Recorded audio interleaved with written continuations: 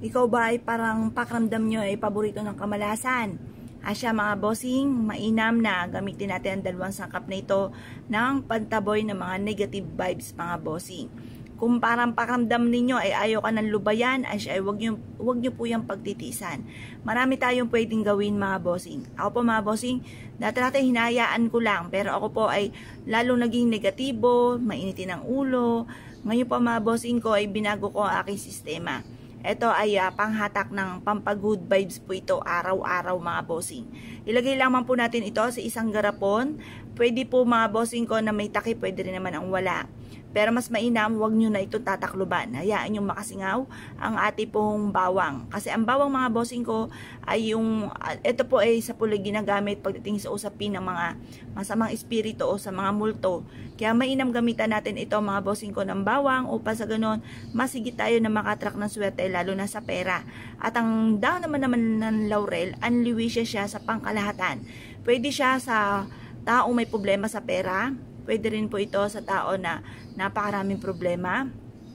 Pwede rin po ito sa tao na parang konting-konti na lang ay susuko na sa amon ng buhay para mas maging fighter, matupad ang mga kahilingan. Gamitan natin ito ng dahon ng laurel. At ultimo sa mga halimbawa, may mga nawawala or kaya po may gustong magkaroon ng baby, pwede rin po yan. Ngayon po, pagsamahin natin itong tambalang ito. Ngayon po mga bossing, ilagay nyo sa bote. Ngayon po mga bossing, mag-wish ka kung anong nais ninyo. Halimbawa, sa pamamagitan ng aking sipag at tiyaga at pananalig sa mahal na Panginoon at sa pampaswerteng ito, ako ay magkakaroon ng maraming pera. Ako ay magkakaroon ng negosyo na dito na ako yayaman. Magkakaroon ako ng sarili kong bahay, magkakaroon ako ng sarili kong sasakyan. Magkakaroon ako ng mga bagay na matagal ko nang pinapangarap. Basta i-wish yun ako ano yung nais po ninyo mga bossing. Pagtapos na po kayo mag-wish, ibilad ito sa sinag ng araw hanggang alas 8. Makalipas ng alas 8 ng umaga, kunin nyo po siya.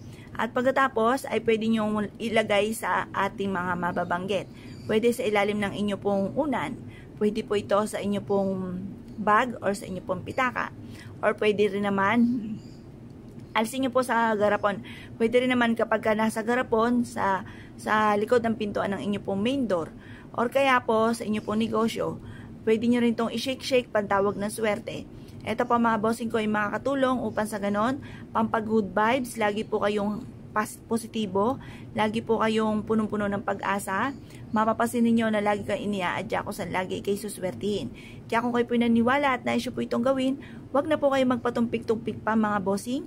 Mapapansin ninyo na lagi kayong iaadya kung saan kayo ay parang, halimbawa, isang bagay, halimbawa, hindi ka mahilig magluto, biglang pinag-aralan nyo ang pagluluto, tapos nag-video kayo, or kaya po nagtinda kayo, tapos bigla kayong nag-boom, yung parang lagi kayo iniaadya kung saan lagi kayo suswertihin. Kaya kung kayo pininiwala mga bossing, asya mga bossing ko, good luck po sa inyo po lahat.